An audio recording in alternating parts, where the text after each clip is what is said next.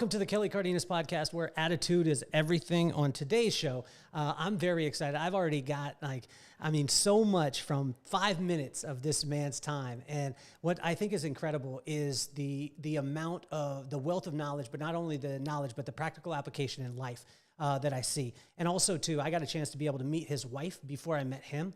And if his wife is any indicator of who this man is, we got if that's the standard, man, you're going to be sorely disappointed for sure, because she's exceptional. She's way better than I am. Well, this man, it's a mouthful when I say this, but he's the leading authority on, or the number one leading authority on subconscious reprogramming and irresistible influence.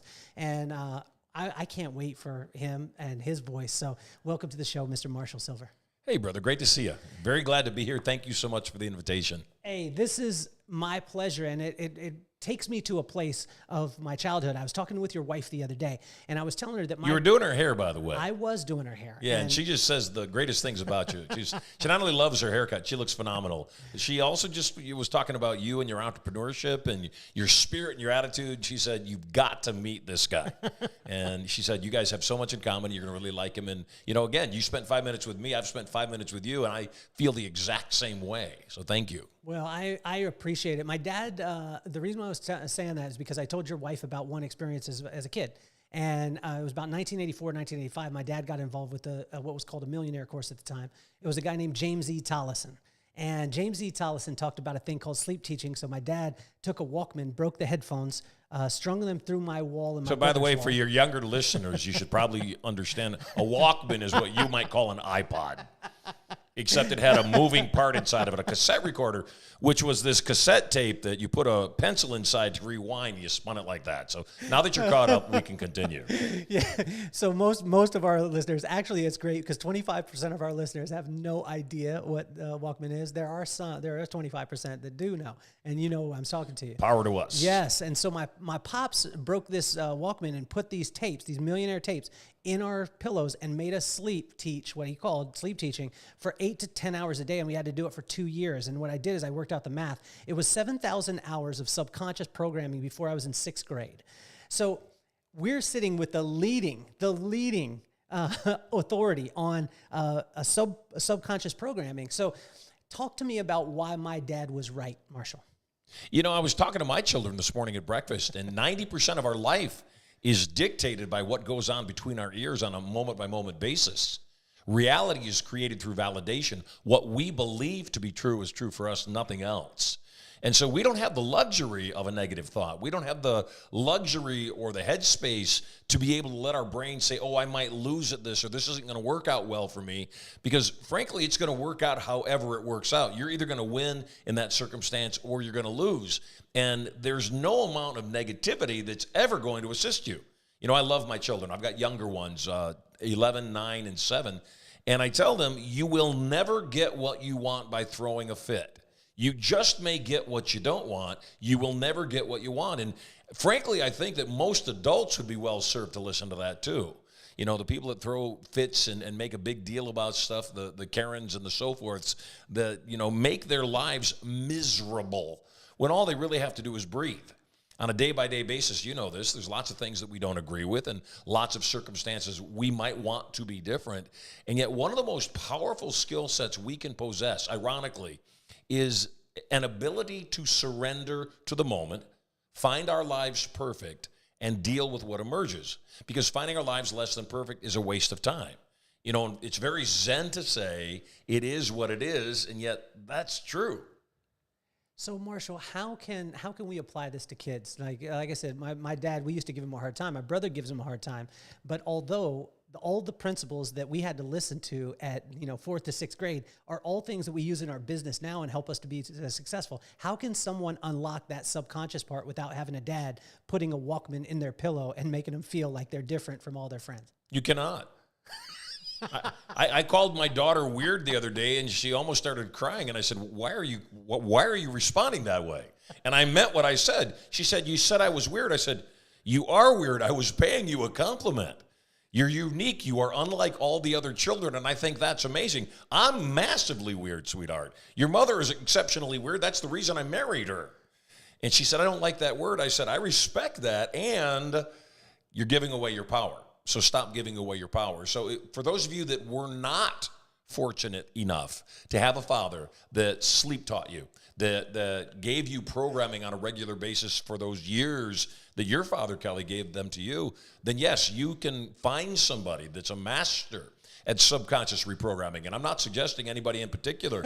You can find somebody who is a master at subconscious reprogramming and ask them, fill up my brain with good stuff. Fill up my brain with the thoughts of a multimillionaire so that I'll think those thoughts, view the world that way, and produce similar results. Fill up my mind with the thoughts and the viewpoints and the beliefs and the programs of a really awesome father or mother or husband or wife or person.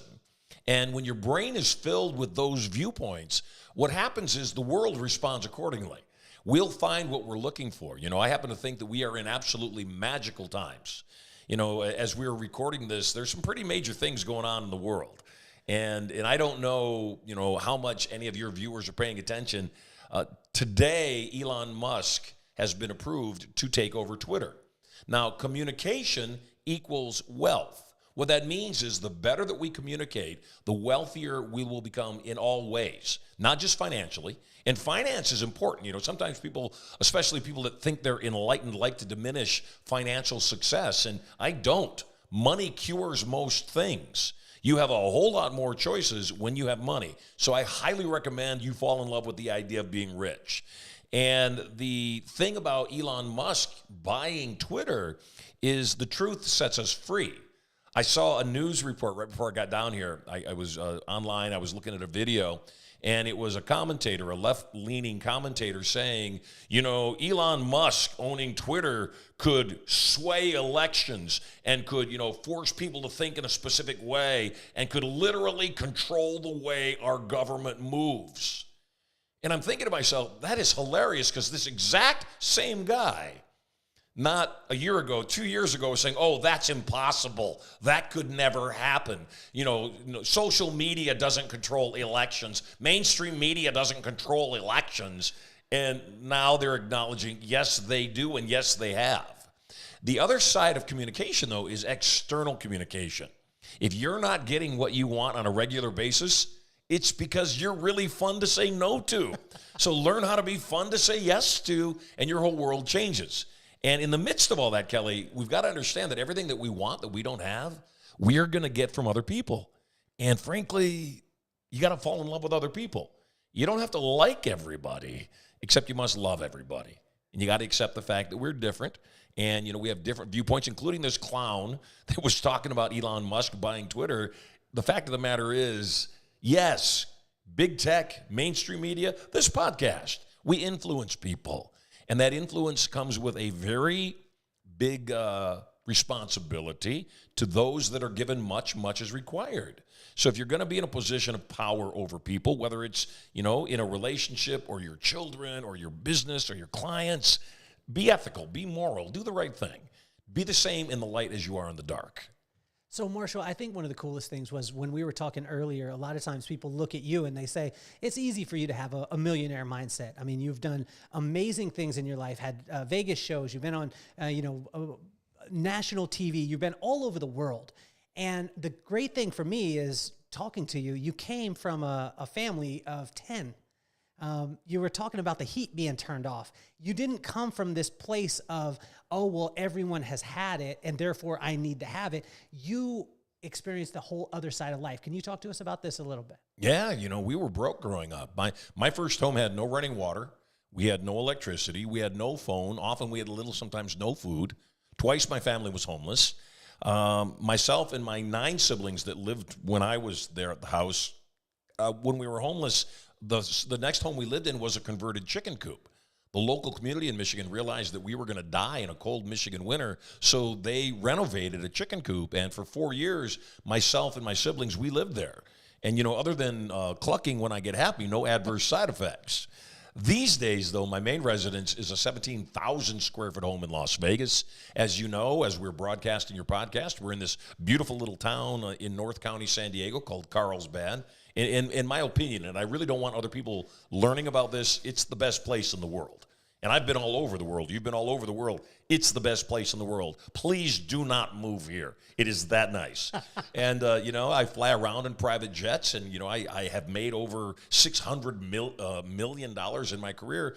There's not a lot financially that I really could want for. I have everything that I want. And it's all based on my ability to reprogram my mind and my understanding of a skill called irresistible influence. And irresistible influence is not just selling. Irresistible influence is getting other people to beg you for what you're selling. And here's the part that's going to make you tingle: have them believe it was their idea. So, it's hypnosis. It's getting in their brain. It's planting seeds and communication and thoughts and having them say, you know what, here's what I think. I really should buy your product. Here's what I think. I really should, go to your company and buy your goods and services. And so when you get to that understanding that every single thought you think has a ripple effect, a butterfly effect in the outside world, then what happens is you, once again, like your father knew, you recognize you do not have the luxury of a negative thought, and you do not have the luxury of a negative word. And if you have toxic relationships in your life, you transform them. You either let them know we've got to communicate differently, or you say, I cannot be here. And unfortunately, and I know most people that are watching this podcast or this broadcast will acknowledge, unfortunately, often those people are family. And it's, it's sad, and it's not fun. And you can love people and not be within their toxic realm. So talk to us about the little breaks, because, there's no big breaks in life, I don't believe. I don't believe that you just stumbled from the chicken coop and just ended up with your own show in Vegas. What was the first little break that you saw, and who gave you permission to start to think different outside of the chicken coop time that you were in? I will. I'll share some little breaks with you, and I disagree that there are big breaks. That there are, for a lot of people, what other people would look at and say, well, they really got lucky. And they did get lucky, except luck is when preparation meets opportunity. So, lucky moments come up for many, many people, including most of the people watching this broadcast right now, and yet most people are not ready for them. Going back to a theme that I was chatting about a moment ago, Elon Musk about to buy Twitter for $44 billion. And there's people saying, oh, you could do so much better things with that $44 billion. And I say, shut up. Number one, it's his money. Number two, it's his influence. It's his circumstance that is allowing him to do this thing. And you don't know how many people he's helping behind the scenes without talking about it, number one. Number two, what percentage of your money are you doing the same thing with? If you're going to call on him to do something with his hard-earned money, what are you doing? And even if you are doing that, there's no requirement of anybody else to do what you're doing. And if you're doing it and requiring other people to do it, you're just posing. That's all you're doing is posing. So coming back to it, though, some little breaks. Fortunately for me, when I came out from Michigan, we ran out of money. We had no money to invest in oil to heat the oil heaters to keep us warm in a cold Michigan winter. So we came out to San Diego. I was 14 years old. We moved into my grandmother's house, and she didn't like my mother. She didn't like her grandkids. She didn't want us living there. So 2 days after landing, I got a full-time job working in a magic shop. The magic shop that I went to work in was owned by a man named Chuck Martinez. And if you Google Chuck Martinez, you'll discover he was the guy that reinvented Halloween. He was the guy that took us from going to a costume store in the middle of October, renting a costume for a party, to the guy that invented the idea of putting a big box store into an unused space in the garden department at Sears for 1 month and selling those Halloween goods for those 30 days. Every one of us, I used to say every one of us is one idea away from $1 million. And these days I would say that every one of us is one idea away from $1 billion.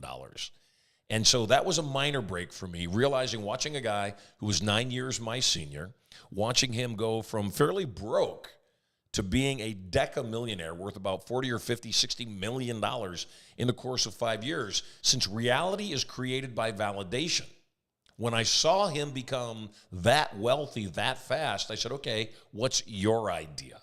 And, you mentioned the infomercial. The infomercial I was watching back in the early 90s, Tony Robbins doing this show called Personal Power. I did some research and found out that they were doing $3 million in sales every single month.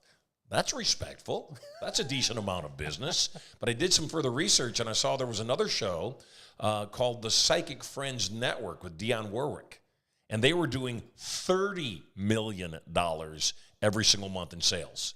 And I said, there is a product halfway between the personal development of Tony Robbins and the magic of the Psychic Friends Network, and I'm that product. And so I sold a product on television, a hypnosis-based product that does exactly what I've been doing all these years later, reprograms people's minds with the thoughts of multimillionaires to produce similar results. And that product, with a $10,000 investment in 1994, went on and did $120 million in sales in the very first year. Netted me approximately $22 million in 1 year, changed my whole life. And made me realize once again that, when you're feeling stuck, what you're looking for is in a place you haven't looked. So if you lose your keys, you got to look where you didn't look to find your keys. If you keep running into the same roadblocks or bad toxic relationships in your intimate relationships, you're looking for the wrong thing. If you keep going broke, if you're not making money, chances are what you're doing just doesn't work. And as counterintuitive as it seems, you got to do the opposite. You got to do something that's completely different than what you've been doing to produce a result you've never gotten. Talk to us about the stratosphere and you building the theater, and then the opportunity in Taiwan comes. Yeah, so, I'm in Vegas, and I had always wanted to perform on the main stage of a casino on the Strip in Vegas, and I got a good run at the Sahara. In fact, the run was so successful that after my run expired, I went to the owner of the hotel, Bill Bennett, and I said, I want to renew my contract. I was making about $80,000 a week. And he said, we'll renew your contract, but we don't want to do a four-wall anymore. For those not in the know, a four-wall means I pay for the advertising, I pay for the crew, I pay for the cast, I sell the tickets, and I keep 100% of the ticket sales. Because my ticket sales were so good, he said, no, we want to buy your show. And ultimately, he wanted to buy my show for $25,000 a week. I'm already making $80,000 a week. Why would I sell a show that I'm making $80,000 a week for $25,000? So I said no, and I didn't sell it to him. Well, I learned my lesson. My lesson is take a bad gig until a good gig comes along. And so I just, found any gigs that I could find, and I took the gigs. And I kept looking for a new showroom in Vegas. I still was living there, and I wanted to, bring my show back up. And I had hypnotized the entertainment director of one of the hotels to overcome his addiction to chapstick. He was addicted to putting chapstick on his mouth, and I hypnotized him, got him over his addiction. And so I went back to him and I said, hey, you kind of owe me a favor here. And he said, I don't have a showroom for you, except I have an empty space. He was at the Stratosphere. He said, I've got this empty space, and if you want to build a showroom at your expense, then I'll give you the space. So he did. And I took my money and I built a showroom at the Stratosphere and had another successful run. The room was substantially smaller, so while I wasn't making $80,000 a week, I was making about $55,000 a week, which is still good money, doing what you love, for 90 minutes a night. And at one point, a patron who had seen the show said he wanted to take me over to Taiwan to do my show at night and do my lectures during the day. He said, you're huge in Taiwan. Your infomercial is #1 there. We want to bring you over. And I said, I've never been to Taiwan. What language do they speak there? And he said, they speak Chinese. I said, I don't speak Chinese. He said, we'll have you hypnotize people through an interpreter. I said, I don't think hypnosis will work through an interpreter. He said, we'll pay you $50,000 a day, 10 days straight, and I'll give you the $500,000 up front. And I said, I think hypnosis will work just fine through an interpreter. I think it'll be perfect. I mean, yeah, absolutely. Sign me up. So I took the $500,000 and I went to the entertainment director and I said, look, I have 2 weeks off coming up. I'm going to take them on these dates. And he said, yeah, go ahead and take the dates. He said, so what are you going to do? Go vacation? What are you going to do? And I said, no, I'm going to go over to Taiwan and make $500,000 working these 10 days, doing this thing that I do. And he said, you know what? I got to get back to you. And 2 days later, he got back to me and he said, you can't go to Taiwan. If you go to Taiwan, we're going to shut your show down.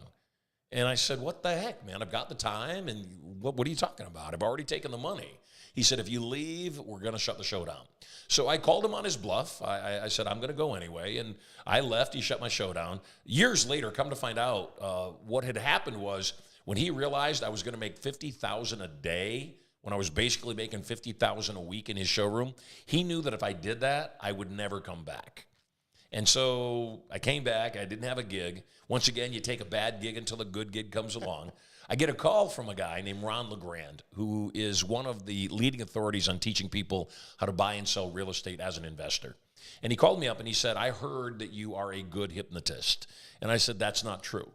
And he said, what do you mean? I said, I am the greatest hypnotist of all time. Apparently, you've never read my press. And he laughed and he said, how much would you charge me to come back and do a show? This is back in 1999. And at the time, I said, it's $25,000 for my show.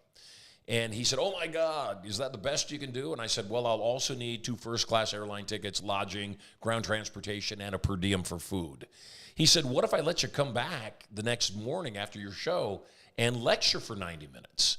I said, I'd let you pay me another $25,000.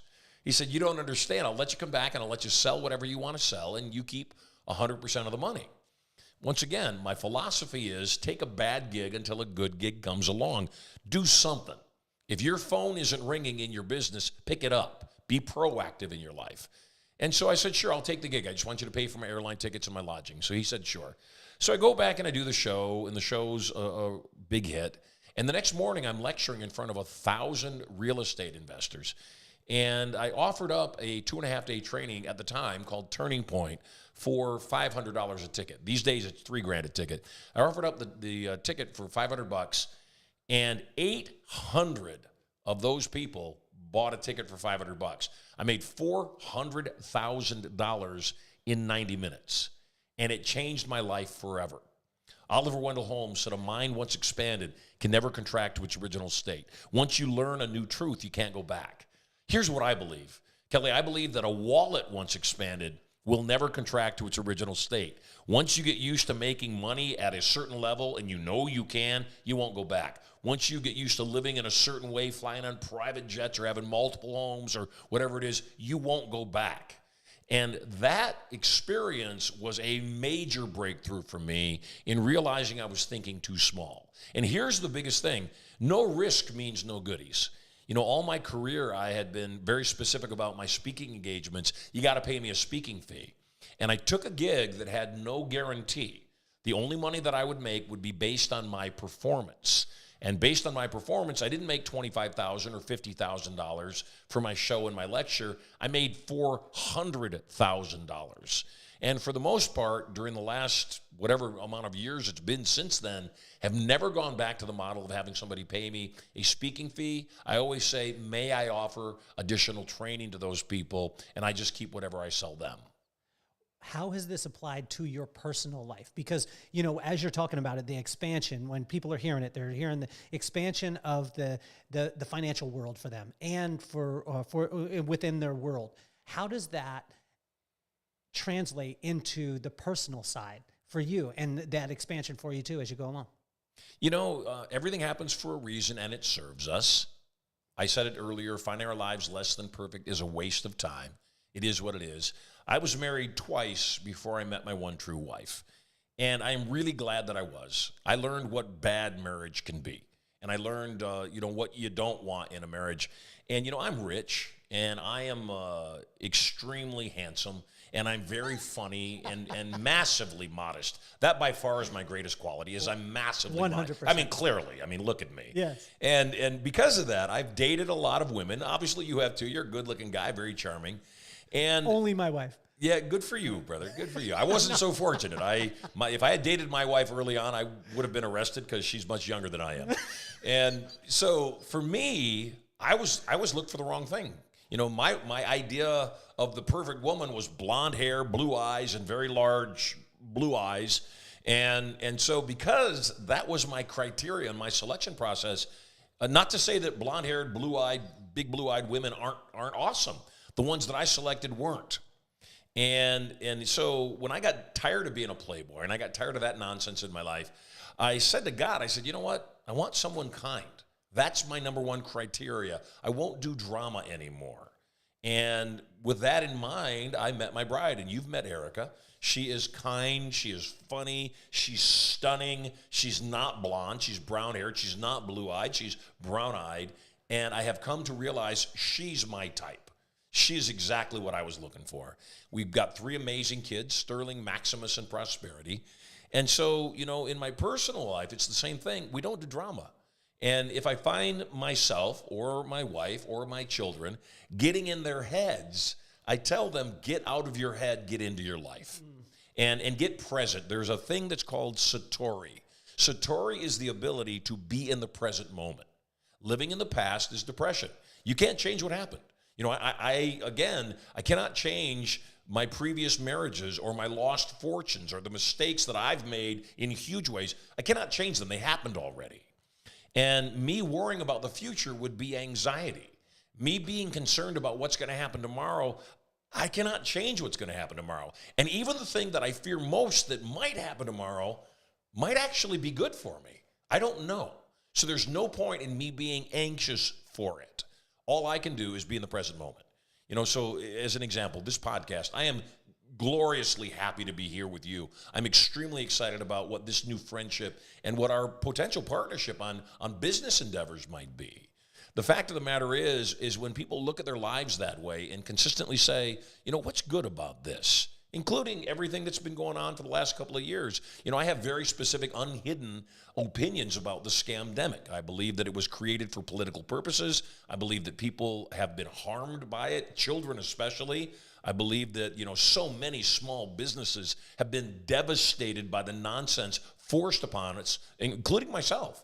And realize that no matter what I feel, no matter how frustrated I might have been over the last 2.5 years, no matter how angry I might have been at the powers that be and the forces that have manipulated the circumstances, it doesn't do me any good. I still have to deal with what emerges. I still have to play the hand that was dealt me, and I still have to play it as well as I can. And so rather than get upset, there's a process that I use, and I call it utilize versus tolerate. Don't tolerate the circumstances of your life. Don't put up with the stuff that's happening to you. Ask yourself, what's good about this? In fact, what's not just good about this, what's actually better about this than what would be had this thing that I disdain, that I really didn't want, what's better about this than had it not happened? So, my marriage, good example. What if I had stayed married to my previous wife? Well, number one, I wouldn't have any kids because she didn't want kids, and I didn't find that out till after we got married. She kind of lied to me. Number two, we fought as much as we got along, and I thought that was a relationship. I thought that's just how they were. A fish doesn't know it's in water. So you don't know how good things can be if you've never had it. You don't know Elon Musk, with billions of dollars, able to pull out his checkbook and say, here's $44 billion, I'm buying Twitter. You don't know that that's doable until you got there. So my recommendation is that you recognize if another person can do whatever that is, so can you. The distinction, though, is if you spend an iota of time being angry at the people that have over the fact that you have not, you just wasted that moment when you could have been this much closer to having rather than resenting. So you were talking about your kids. What have your kids taught you? Oh, everything. Again, what people don't realize without children for sure is life is a blink. I turned 60 this year, and you look good. Thank you, brother. And I feel good. I feel, really amazing. And I look at other people that are around my age or even younger that I frankly, and maybe it's just my delusion, think, look, and act way older than me. And it doesn't really matter to me. The thing that kids do, because this is what you asked, is they make you realize life is a blink. They grow up very quickly. They also help you to realize that we are blank slates, and that we become a product of what is going into our minds. So I am extremely careful of what programs my kids receive. I am extremely careful. They've never been in public school, and God willing, they'll never see the inside of a public school. Public school, and this is not a knock against teachers, not their fault. They are hardworking, undercompensated individuals. The scholastic system, both public schools and collegiate circumstances, they have failed us. They don't work anymore. And they never really worked. They were an indoctrination system from the beginning, designed to teach people how to be really good employees or slaves. And the best way for people to learn something is through mentorship. The best way for people to learn something is find somebody who's already doing what you want to do and model what they're doing. I came in here to do this podcast with you, and I mentioned to you that we are about to do a podcast. And first and foremost, I want to acknowledge your amazing setup. The setup is stellar. And when I sat down, we're using a Rode broadcaster, and I said, I have that broadcaster, and I have 4 of these mics, and I've got all this, and I've never used it. So there's case in point of somebody, you're on episode like 185, 86, and you've been using it. You've been doing it. You've been failing forward fast. You've been making it happen. And then I'm the guy that's got this thing in a box. That doesn't make me less than you. It just makes me less active than you in this area of my life. And so what I say to everybody is, success leaves clues. If you want to launch a podcast, go hang out with people that have podcasts. You'll see how they're doing it. You'll see some really cool examples, like I'm watching right now, of a really awesome setup that looks to me to be reasonably stress-free. Come sit down, have a good chat with interesting people, at least I pray, and, do the broadcast and get it done. Whereas other people just get in their heads and they make things so difficult, they never get around to having anything else done. And that's the other thing about kids, is that kids don't have those filters. They don't know what they're not supposed to know. They don't know what they're not supposed to be good at. And if they have high self-esteem and you've given them the opportunity to build up their confidence by programming them properly, then kids are fearless. They just say, hey, put me on stage, Dad. All 3 of my kids have been on the platform since before they could talk or walk or think, frankly. And because of that, they think that's their natural environment. So I have a theater, as you know, here in Carlsbad that is a 300-seat theater in the middle of the village. And I acquired the theater. The biggest reason I acquired the theater was to put in a show called Kids Show. And it's a magic show for kids of all ages. So it's an illusion show done by kids for kids of all ages, meaning adults too. And it's an illusion show straight off the strip in Las Vegas. They'll be cutting volunteers in half, floating people in midair, doing the most amazing illusions that adults will walk out of and say, that was a great show. Here's the kicker, though. At the end of the show, my kids will say, we know you enjoyed the show, and we wanted to give this message to you as kids that you don't have to wait until you're an adult to have your own business. You can have your own business right now, just like we do, doing exactly what we love. And if you'd like to learn more about having your own business, come back to the theater on Tuesday at 4 o'clock. We have a class called the Young Entrepreneur Society where we'd like to show you how you can have your own business too. What parent doesn't want their kid attending that class? So, Marshall, how can you find a mentor? Like anyone out there that's they hear the Marshall Silvers of the world and they think, wow, if I could just be close to him, or all these different people that they're seeing. How can somebody get close to a mentor, and how do you find one if you're living in a small town in the middle of the country? Well, mentors are available in all ways, and you're a mentor. Clearly you author books on business success, and you teach people how you've created what you've created. And all we've got to do is understand you got to hack people. And you hack people by duplicating what they're doing. You do what they do, you produce a similar result. If you cannot get to somebody's location, consume podcasts like this one. Don't consume the BS. Don't consume the negativity. Don't get stuck in the drama. Get it out of your life. Get rid of that toxicity. When you can, though, there's never a better way to learn than in person. And I have a big gift that I'd like to give to a limited number of the people that are viewing this podcast, whether potentially live right now as we're broadcasting live, or people that might in the future decide to view the podcast, learn the information.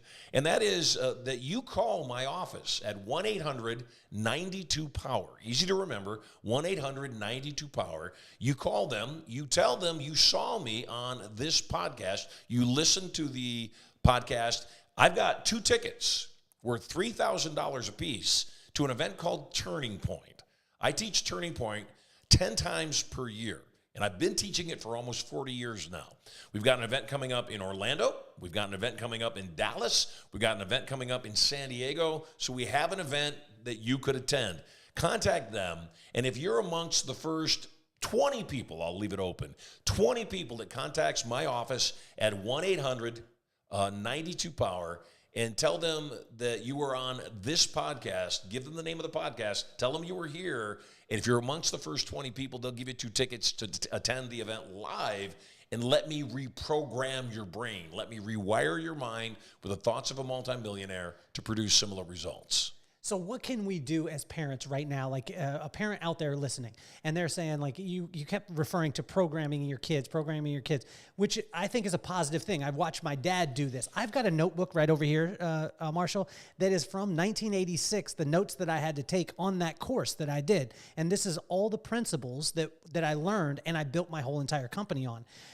So what are a couple actionable items that maybe a parent can do right now that's struggling maybe with say a 13-year-old girl or a 12-year-old boy or a 9-year-old boy or wherever they're at?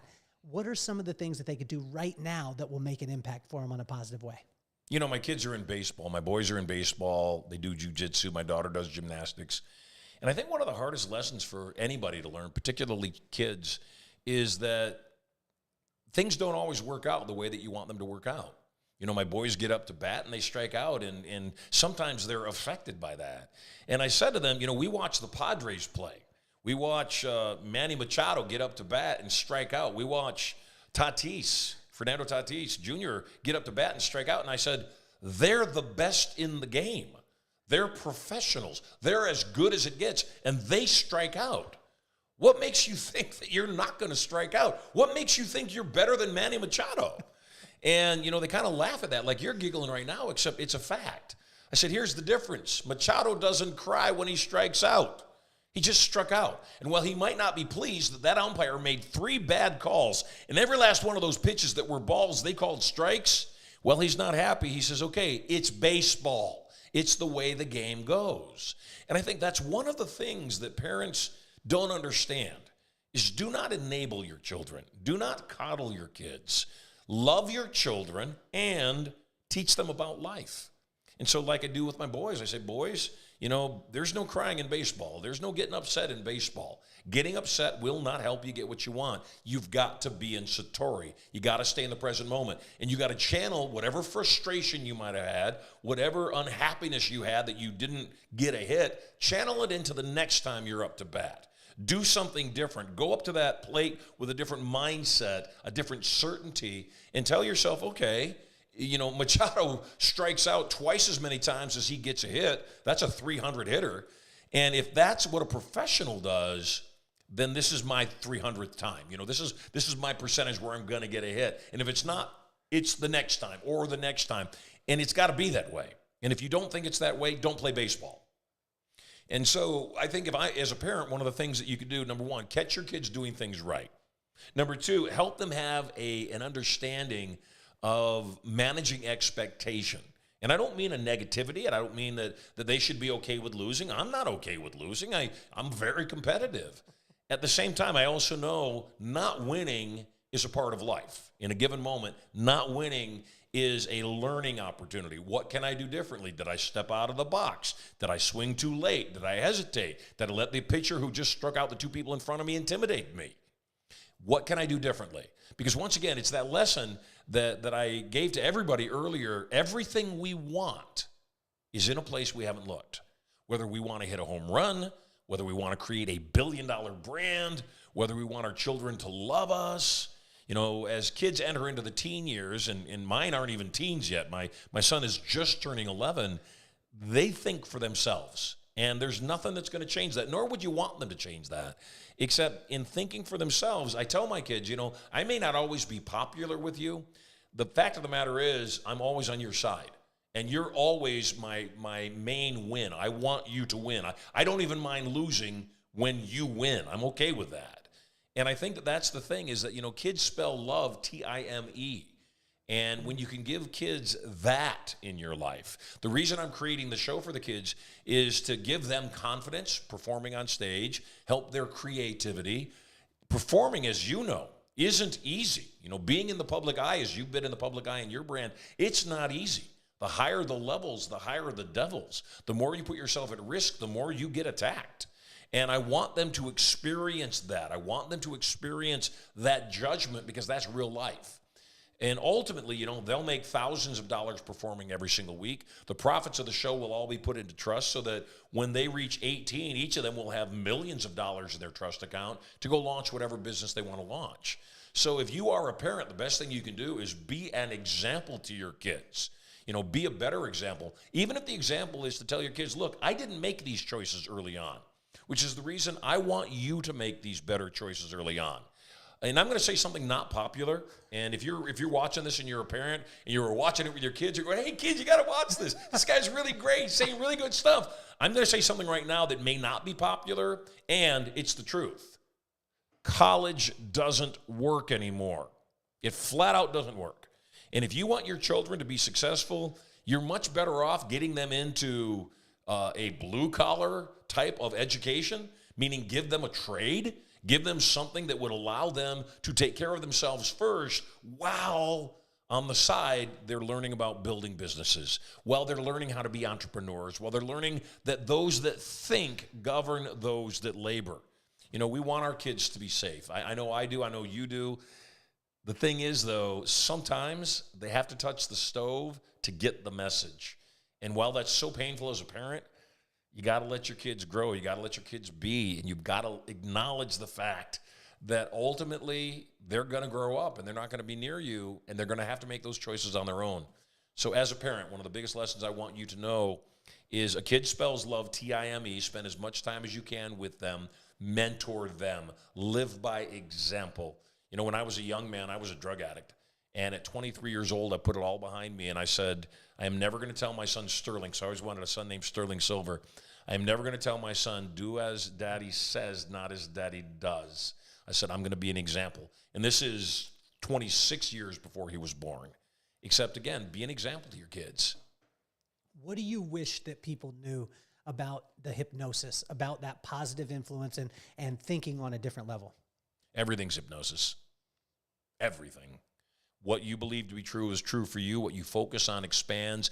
Reality is created by validation. And so I want people to recognize, again, there's no right or wrong. There's just consequence.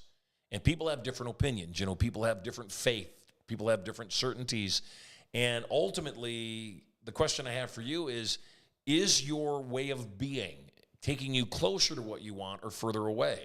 Would you rather be rich or right? Would you rather be happy or right? Being right gives people the opportunity to wrong you. And so especially in this day and age of, you know, of Karens and wokeness and nonsense, where people are loudly screaming that, you know, you're wrong for your belief and whatever it is, let it go. No, number one, you can't change everybody. Not everybody even wants to be changed. In fact, some people actually thrive in the chaos of being unhappy. And so let it go. Surrender to the fact that it's not your battle. It's not your circus, not your clowns, not your zoo, not your monkeys. And just surrender to the fact that that's where they are right now in their development. The people that will listen, the people that are open to honest communication, like the people on this podcast, like you listening right now, watching this program right now, keep your mind open. You know, again, I've said a lot of things. I've been opinionated. I've held a position. And if you want to get attacked, have an opinion. That does not mean that I'm not open to somebody proving me wrong. Somebody comes along and says, no, you know, college is really important because it gives people an extra 4 years of discipline in those years. Well, that's your opinion. I don't hold that opinion. Should you present evidence that would sway my opinion, I am open to being swayed. I would not be so rigid or so stoic or set in my ways not to realize no matter how certain I could be of something, I could still be wrong. Because an intelligent person is malleable. Be moldable talent. Be like clay. Be somebody that's willing to be shaped by new knowledge, new evidence. And I promise you, your life will be vastly easier than you've been making it. Marshall, I heard a rumor that you actually used hypnosis to be able to get your now wife to ask you out on the first date. Yeah, not a rumor. It's a fact. Take us through this. I mean, if you've seen a picture of my wife, you know there's no way in hell a guy like me could be dating a woman like that. He's right. She's I know gorgeous. His wife. She's gorgeous. Yeah, I was in Boston, and I was doing an event for 1,000 people in the room. I was doing Turning Point, and I walked up the center aisle, and there was this beautiful, very young woman. She's 24 years younger than I am, on the center aisle, 4 rows up. And you've got to qualify your prospect. So the first thing I said when I was on the stage is, who here is single and would love to create an awesome, passionate relationship? Put your hand up and say, oh, yeah. And she didn't put her hand up, so I knew she was in a relationship. But I'm not done. I said, who here is in a relationship and wants more passion in that relationship? Put your hand up and say, oh, yeah. Not only did she not put her hand up, she looked away from me. Now, when you attend Turning Point, I'm going to teach you three things. I'm going to teach you how to change the programs of your brain to programs that actually work. I'm going to teach you the skills of irresistible influence and how you can use that to get everything you want in every area of your life. And then finally, I'm going to turn up your wantingness. I'm going to give you back your mojo, your motivation, and I'm going to make you want a bigger life. In the midst of all that, too, though, I'm going to teach you something called cold reading. Cold reading is the ability to read somebody else's body language and know what they're thinking before they open their mouth.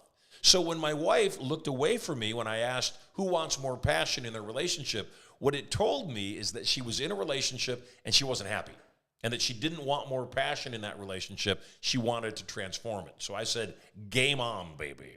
So I went into the audience, and during the first 90 minutes while I'm teaching the audience, I am also programming her to walk up to me and ask me out on a date. How are you doing this programming? Can you keep a secret? Yes. Yeah, me too. So, sincerely though, I know you want to learn this, and you I want dinner tonight. I want my wife cooking dinner. I know. What I'm saying? Like, I don't do miracles, man. I'm just Good joking. luck on that one. I'm just kidding with you. You're not, though. You're not kidding. So here's the thing, and I want you to get this, that's hypnosis. Yes. And whether your wife or wives or husband are driven to give you what you want joyfully, or whether, they're opposed to it, it's the programs that have been planted in. And so I want you to come to Turning Point. You and your bride have an open invitation. Anytime I'm doing Turning Point, I want you to come to Turning Point. You're going to love it. Both of you are going to learn really remarkable things. One of the other things that we teach at Turning Point, for those of you that have not yet called 1-800-92-POWER and requested your complimentary tickets to Turning Point, one of the things that I hold to be true is that relationships are precious. And when your primary relationship is going well, anything is possible. And when your primary relationship is not going well, your life is hell and everything's impossible. So harmony at home is essential. And I want to help give you harmony at home. So dial 1-800-92-POWER. Tell my team you heard this podcast, and I promised 2 tickets to Turning Point to the first 20 people who requested them. Totally free, complimentary. Come join me at any of the live events, including San Diego, Dallas, or Orlando, or any of the locations that we hold the event in all throughout the year. I look forward to seeing you there. Well, we're going to have the link, so they'll just be able to click the link in the bio, too, the first 20. Check that out. It'll be amazing. You haven't finished about your wife. So, 15 years later, I'm still in trance. What do you wish your wife heard more from you? I don't know that there's anything. We believe in edifying. I think of life and relationships like a glass half filled with poison. If the glass is half filled with poison and you go to drink it, you'll die. You can't drink the glass. If you pour pure water into the glass, even when the glass is filled because it originally held poison in it, even half filled, even though diluted, it's still poison. And the only way to stop that from being poisonous is to keep pouring into it. And when you keep pouring into it, it overflows, and it gets diluted more and more and more and more. And when you pour into it enough, at some point, the poison's gone, and it's just pure water, and you can drink it. So, with my wife and my children and my friendships, I pour into them. I constantly compliment people. I edify people. I remind people, Erica, my wife, is the best decision I ever made in my entire life. It doesn't mean that we don't have moments where we're not thrilled with each other. We're human beings. It happens. Not very often, thank you, God, except it happens. And so, there's not really anything that I would want my wife to know more of. I tell her every single day how much I love her. I tell her every single day she's the best decision I've ever made. There isn't a meal that goes by that myself or my kids or my wife don't repeatedly, all of us say, family, I love you so much. I'm so grateful for you, family. And when you keep pouring into the people that you love, including your teammates that work with you in your company, including your spouse, including your friends, when you randomly, pick up your phone and message somebody on social media and say, hey, I just wanted to tell you I love you and I'm grateful for you. What happens is you start filling up their emotional bank accounts, in the words of Stephen Covey, and you start really reaping the benefits of having really healthy harvests all around you. And I think, most people don't take the time to do that. They think, oh, they know that I love them, or they know that I'm grateful. And well, they may know it. It's really nice to hear it, including me. I like hearing it too. So, Kelly, I just want to tell you I love you, and I am very grateful you invited me to be on your show. Wow. And I am very grateful that this is the beginning of a lifelong friendship between the two of us. And, I would love it to also be very fruitful financially and business-wise, and I believe that it's certain to be so. Absolutely. You have no idea, but I'm going to force you to be my friend for the rest of your life.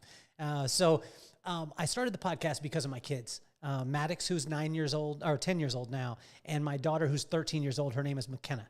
So Maddox and McKenna. And I wanted to take iconic people like yourself, and I wanted to show my kids that anything in the world is possible as long as you have the right attitude and you have the right work ethic behind that attitude. And that it wasn't about the aptitude that you had, but it was the attitude that you took into it.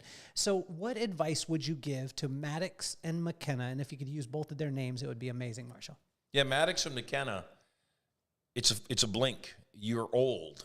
And although you don't think you're old because you're kids or you're teenagers, it goes by way fast. And you don't have to wait until you're an adult to have your own business. And the best thing you can possibly do is figure out what you love, because you can monetize anything. I don't care what it is that you do. If you love music, if you love photography, if you love dance, if you love magic, if you love industrial waste disposal, you can become a billionaire doing anything. And I want you to recognize, I joke with people. I say, do you think it's possible to become a billionaire as a real estate investor? And that's a really easy question to answer. People always say, oh, yeah, you could do that. And I say, okay, could you become a billionaire cooking in your kitchen and tinkering in your garden? And people kind of scratch their head and say, well, I don't know about that. I say, her name is Martha Stewart. You can become a billionaire tinkering in your kitchen and your garden.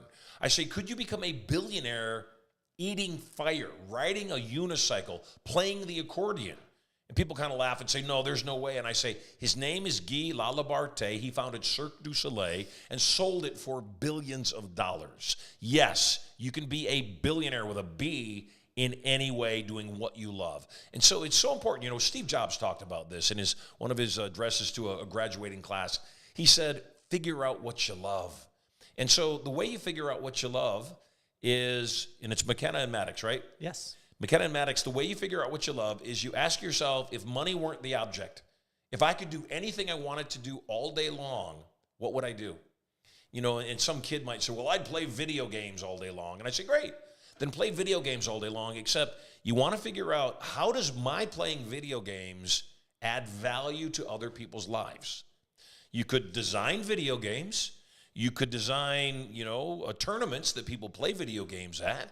You could design retail things that people that play video games might want to buy, whether it's, clothing or whatever it is. Except that's the next question you got to ask. Do what you love and ask yourself, how does what I'm doing add value to other people's lives? I love performing. Kelly, I've been on stage since I was 7 years old. I will never not be on stage. I love performing. And no matter how many hundreds of millions or billions of dollars I make, I am a performer. It is in my soul. The other part of me loves helping people get what they want. I have a real satisfaction in watching people prosper.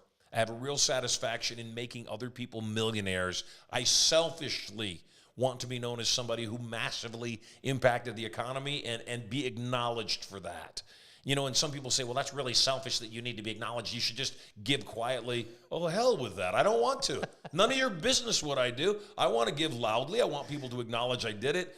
And at the end of my life, I want my funeral to be so full there's no space for people because I impacted their lives. And, again, I don't care what anybody else thinks. I don't need anybody else's approval. And that would be one other thing that I would give to your kids as advice is stop worrying about what other people think. Ultimately, worry about what you think. If you believe in a higher power, which I do, if you believe in God, be concerned with God's opinion of you. Because we all know at the end of the day, did we do the right thing? Were we kind? Were we compassionate? Were we considerate? Did we take the time to understand the consequence of our action? And have less regrets. Think about what you're about to do and realize you certainly can do whatever you want. Except will the consequence, if it doesn't turn out well, be something you want to live with? If the answer is no, there's a better thing to do in the moment. Marshall, you have been absolutely phenomenal. Now's the time, everyone out there listening, click the links, check the sponsors. You know what you need to do. Also, we're going to have a link with the number to be able to go to the Turning Point. The first 20 that call up, you're going to get a complimentary. That's $6,000. We didn't even talk about that, but Marshall, I'm very, very thankful that you did that for the listeners. I cannot tell you how incredible and impactful this 54 minutes has been in my life, Marshall. And just this small amount of time, I cannot wait for me to be able to force you to be my friend for the rest of your life. And I appreciate your time. I can't wait to have you on the podcast again. Thanks for having me. You are officially off the hot seat.